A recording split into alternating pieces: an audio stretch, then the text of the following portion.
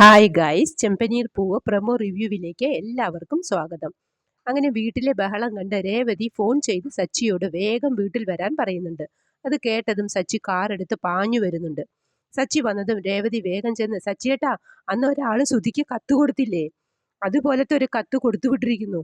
അതിൽ അമ്മയ്ക്ക് heart attack വരും, നിന്റെ സഹോദരൻ കൊലയാളിയാവും, സുധി ആത്മഹത്യ ചെയ്യും എന്നൊക്കെയാ എഴുതി വെച്ചിരിക്കുന്നത്. ഇത് കേട്ടതും സച്ചി പൊട്ടിച്ചിരിക്കുകയാണ്. രേവതി വീണ്ടും തുടർന്നു, ആ കത്ത് എഴുതിയത് സച്ചിയേട്ടനാണ് എന്നാണ് പറയുന്നത്. ഇത് കേട്ടതും സച്ചി കലി തുള്ളി ചോദിച്ചു, നീ എന്താ രേവതി പറയുന്നത്, ഞാനോ?